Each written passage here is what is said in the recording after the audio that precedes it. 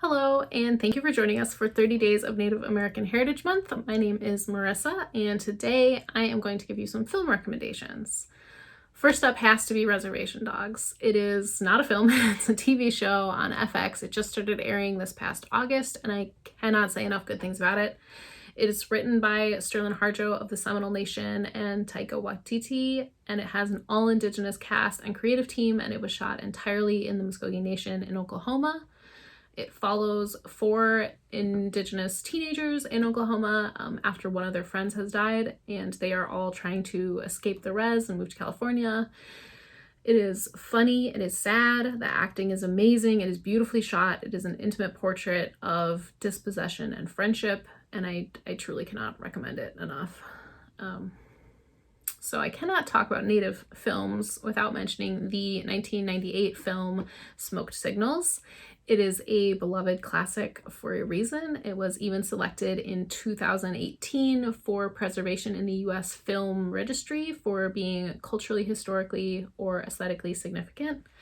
It's all about community and conflicts between generations and forgiveness. So check that one out if you want a classic. It's funny to think of a 1998 film being a classic, but there we are.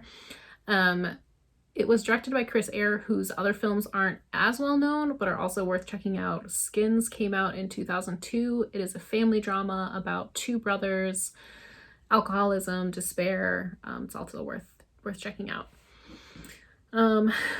Next up is a drama called The Body Remembers When the World Broke Open. It premiered in 2019 and was nominated for 6 Canadian Screen Awards, including Best Motion Picture, and it won 3, including Best Director. This film is entirely female-made and explores issues of domestic abuse. There's this chance encounter between 2 Indigenous women, Isla and Rosie, on a busy street, as Rosie is fleeing her abusive boyfriend, and Isla brings her back home with her. The film is about poverty and privilege and the tension between these 2 women's very different experiences with being Native and navigating government systems. The film is shot in almost one continuous shot, and it's a different pacing than people might be used to watching, but it's a very intimate and tense film, slice of life film that deals with some really hard issues. Another drama is Mikko.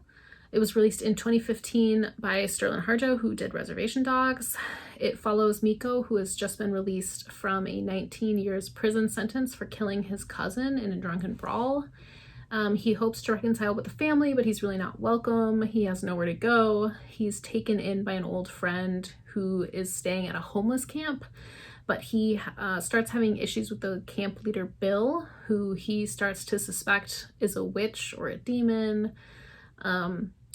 It's about redemption and hope, but it does have some extremely violent moments, so be prepared for that.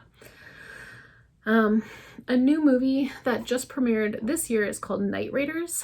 It is a sci-fi post-apocalyptic film about a Cree woman who joins a resistance movement against the military government to save her daughter.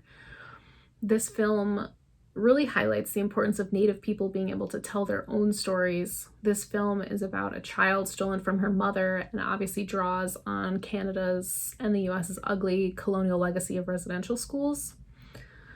In a similar vein, drawing on our ugly past, is a horror film called Blood Quantum from 2019.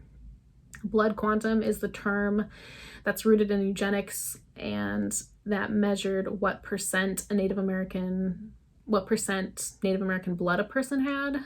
And there were all kinds of laws related to this legally defined racial group. So kind of playing with that term, this film is about a zombie plague that only affects white people.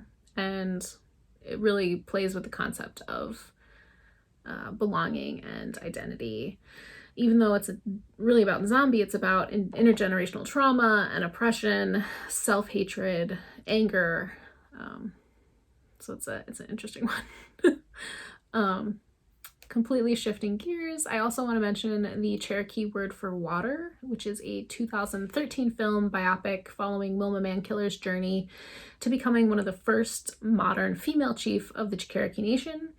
It's set in the 1980s as Mankiller returns to her Oklahoma community to bring through the Bell Water Line project, which would provide running water to her community.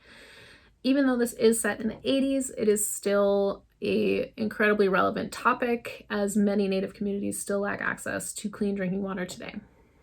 And now we've reached the documentary portion of our film recommendations.